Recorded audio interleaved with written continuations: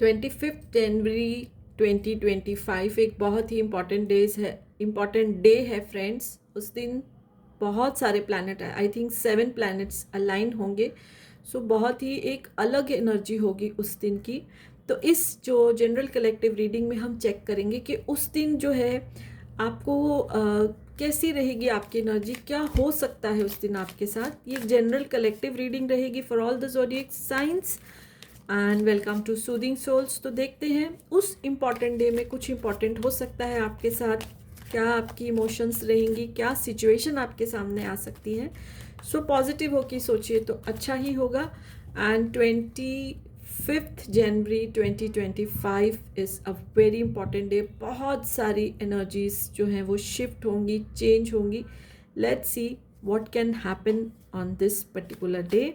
सो ये तो general collective रहेगी, सबके लिए होगी, जो जिससे रेजोनेट करे वो उसको रखिए। लेकिन अगर उस दिन के लिए या जनरली आप पर्सनल रीडिंग अपने लिए चाहते हैं तो मुझे आप मैसेज कर सकते हैं मैसेंजर पे। And you can have a reading, इधर टैरो रीडिंग और आकाशिक रीडिंग, किसी जिसके भी थ्रू आप गाइडेंस चाहते हैं आप मेरे को मैसेज कर दीजिए, मैं आपको पूरी डिटेल्स जो है वो बता दूंगी। And let's take out 5 cards and फिर दूसरे डेक से भी देखेंगे कि उस जो दिन है क्या कुछ हो सकता है। How will be that day, how it may impact that day. Okay, देखिए बहुत ज़्यादा एनर्जी शिफ्ट होने वाला है। और कभी कभी फ्रेंड्स क्या होता है, ओवर जब एनर्जी आती है हम ह्यूमंस उसको ले नहीं पाते हैं। ठीक है, चाहे वो पॉजिटिव एनर्जी होती है लेकिन हम उसको ले नहीं पाते हैं। तो अगर मैं ये 5 कार्ड्स देखती हूँ ना तो इतनी पॉजिटिव एनर्जी नहीं आ रही है। हो सकता है उस दिन आपको थोड़ा हेडेक हो। And this is possible because over energy universe की तरफ से अर्थ की तरफ आएगी। सो बहुत सारे लोगों को जो है वो हेडेक हो सकता है, बिना बात के उनको स्ट्रेस हो सकता है, चिड़चिड़ापन जो है उनको हो सकता है। और इमोशनली जो है बहुत ही लो फील करेंगे, उनको ऐसा लगेगा कि पता नहीं उनको कोई सपोर्ट नहीं है, उनका कोई है नहीं, कोई उनकी हेल्प नहीं करता है। ये चीज़ें हैं नहीं, लेकिन आप इस एनर्जी में रहेंगे। ठीक है, और आप उस दिन अगर कोई इम्पोर्टेंट आपको फैसला लेना है तो उसको भी लेने में मुश्किल आएगी। आपको समझ ही नहीं आएगा कि लेफ़्ट जाएं कि राइट जाएं, या 1 को चूज़ करें कि 2 को चूज़ करें। यानी चॉइस चूज़ करने का कुछ आपको मौका मिलेगा, but you will not be able to choose because energies will be very low for you.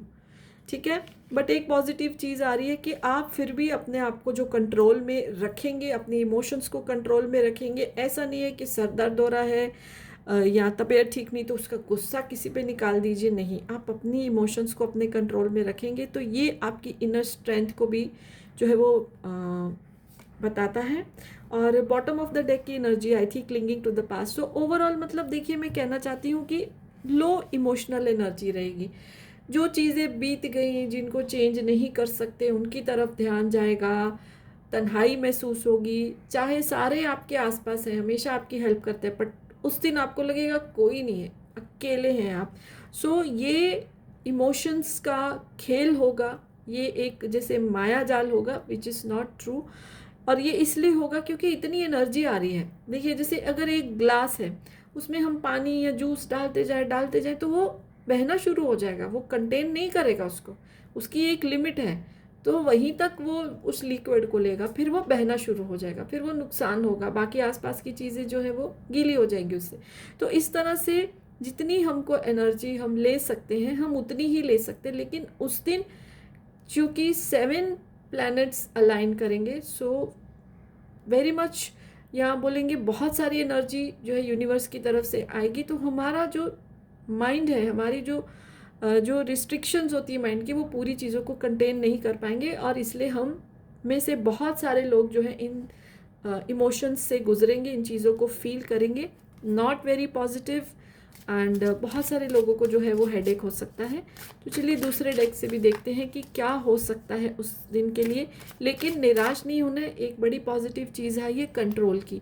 आपको देखिए, आप अगर ये रीडिंग देख रहे हैं तो ये चीज़ आपके दिमाग में रहेगी कि यस, ये आज ऐसा हो सकता है। तो ये आपको उस दिन को निकालने में, स्पेंड करने में आपकी हेल्प करेगी ये रीडिंग। सो यही तो देखिए एक बेनिफिट है, चाहे ये जनरल रीडिंग है। And I am not saying कि सबके साथ ऐसा होगा, बहुत सारे लोगों से ये रेजोनेट करेगी, बट अगर आपने ये रीडिंग पहले ही देख ली है तो आपको कुछ ना कुछ दिमाग में ये रहेगा और आप अपने आप को और कंट्रोल में रखेंगे और आप वेट करेंगे कि वो दिन ख़त्म हो, बिकॉज फिर नेक्स्ट डे तो नॉर्मल ही हो जाएगा।